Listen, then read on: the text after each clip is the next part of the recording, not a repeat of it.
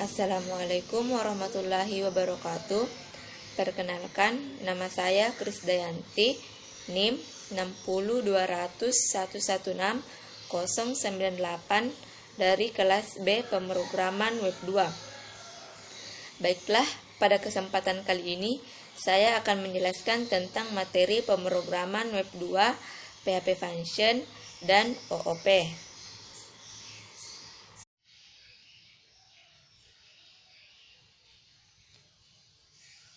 Materi pertama yaitu PHP Function. Pengertian function pada PHP dalam pemrograman adalah kode program yang dirancang untuk menyelesaikan sebuah tugas tertentu. Merancang kode program, kadang kita sering membuat kode yang melakukan tugas yang sama secara berulang-ulang, seperti membaca tabel dari database, menampilkan penjumlahan, dan lain-lain. Tugas yang sama ini akan lebih efektif jika dipisahkan dari program utama dan dirancang menjadi sebuah fungsi. Function dalam bahasa Yunani dan merupakan bagian dari program utama. Kita dapat membuat fungsi sendiri atau menggunakan fungsi yang dibuat oleh programmer lain.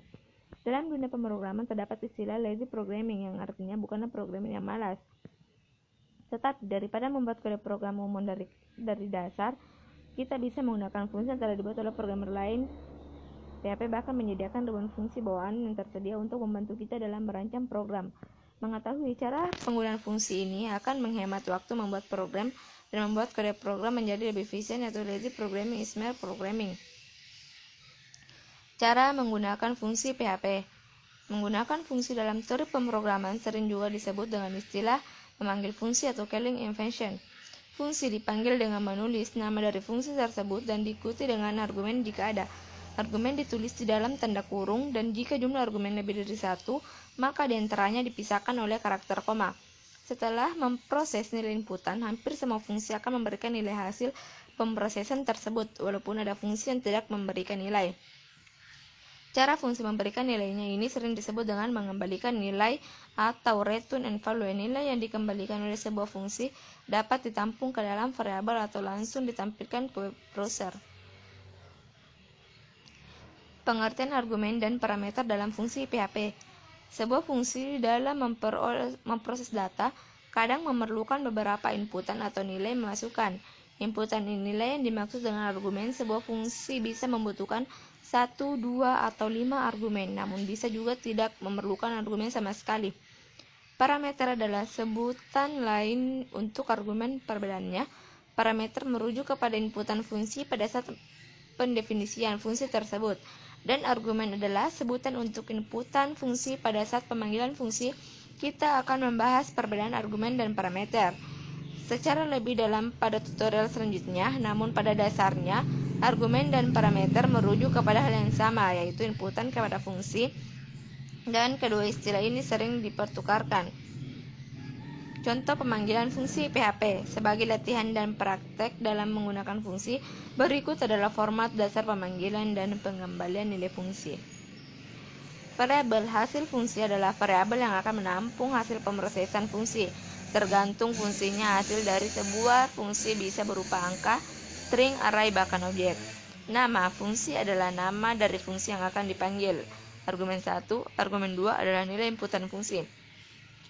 Banyaknya argumen yang dibutuhkan tergantung kepada fungsi tersebut. Jika sebuah fungsi membutuhkan argumen 2 buah angka, maka kita harus menginputnya sesuai dengan aturan tersebut. Jika tidak, PHP akan mengeluarkan error. Selanjutnya itu fungsi PO adalah fungsi pemangkatan matematika bawaan PHP.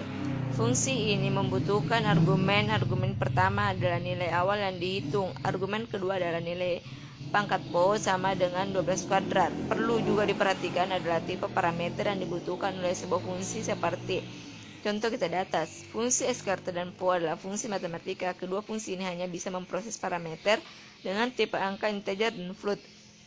Jika Anda memasukkan parameter jenis string, maka PHP akan mengeluarkan error. Sebagai contoh, PHP menyediakan fungsi akar kuadrat, yakni skrt. Berikutlah cara penggunaannya.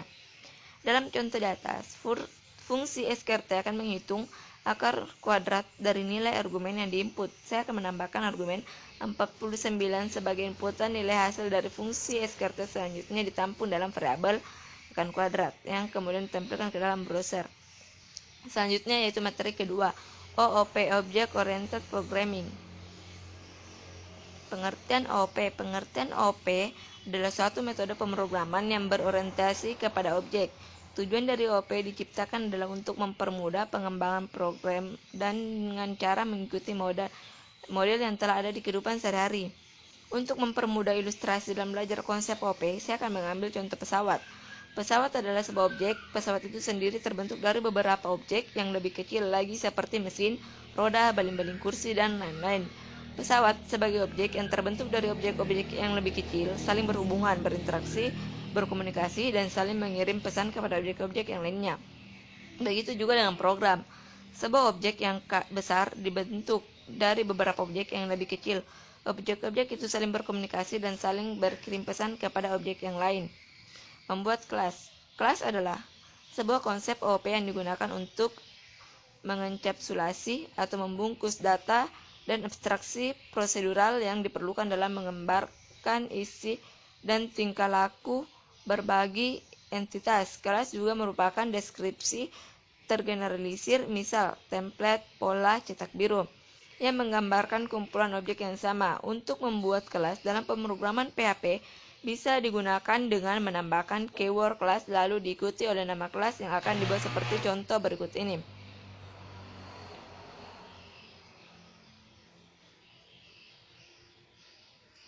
Properti pada sebuah kelas. Properti dapat disebut juga variabel dari kelas, sedangkan metode biasa dalam bentuk fungsi. Pada kelas person, kita akan menambahkan sebuah properti baru dengan nama-nama pada konsep OOP dalam bahasa pemrograman PHP. Untuk menyatakan sebuah properti bisa dengan menggunakan keyword var lalu diikuti dengan nama propertinya seperti di bawah ini.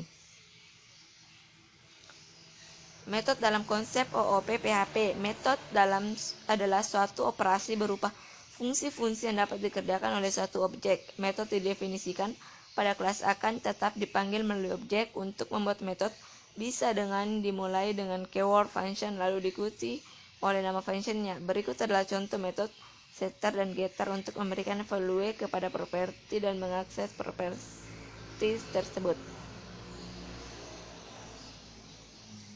Instance objek atau membajak objek. Objek atau objek adalah hasil cetak dari kelas atau hasil konkret dari kelas. Jika menggunakan analogi kelas person di atas, maka objek dari person bisa berupa Anton, Sari, dan lainnya. Sekarang kita akan membuat sebuah file baru dengan nama index PHP yang akan kita gunakan sebagai file utama. Setelah itu, kita juga akan memanggil file kelas lib PHP tadi agar bisa menggunakan kelas yang sudah kita buat sebelumnya. Untuk mengakses sebuah properti sebenarnya tidak selalu harus melalui metode. Bisa saja Anda memanggil properti itu langsung dari luar kelas dengan syarat bahwa properti itu bersifat public, atau akan kita bahas lebih lengkap pada pembahasan visibility setelah ini, seperti di bawah ini. Metode konstruktor dan destruktor. Konstruktor adalah fungsi khusus atau fungsi unik yang akan dipanggil secara otomatis pada saat objek dibuat.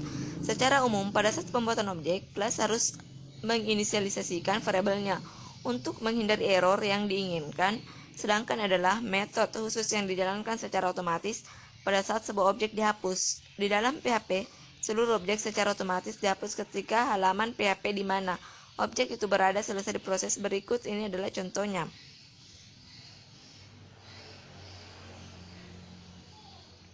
Melindungi metode dan properti dengan enkapsulasi atau encapsulation. Dengan enkapsulasi, kita bisa membuat pembatasan akses kepada properti dan metode, sehingga hanya properti dan metode tertentu saja yang bisa diakses dari luar kelas. Enkapsulasi juga dikenal dengan istilah informasi hiding.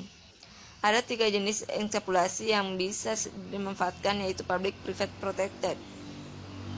Jenis enkapsulasi public. Jika Anda menggunakan jenis enkapsulasi public pada properti atau metode dalam sebuah kelas, itu artinya metode dan propertinya bisa diakses secara bebas baik dari dalam kelas, dari luar kelas, bahkan dari kelas turunannya sekalipun. Berikut ini adalah contohnya. Seperti yang Anda lihat pada skrip di atas, bahwa kita bisa mengakses metode ataupun properti secara langsung jika menggunakan keyword public. Jenis enkapsulasi private. Lain halnya jika Anda menggunakan jenis enkapsulasi private, itu hanya metode dan propertinya hanya bisa diakses dari dalam kelas itu sendiri, dan kelas turunannya berikut adalah contohnya. Jika Anda mengganti jenis enkapsulasinya menjadi private, maka akan muncul error seperti ini jika Anda melakukan akses properti dari luar kelas. Baiklah, mungkin itu hanya materi yang dapat saya sampaikan. Sekian dan terima kasih.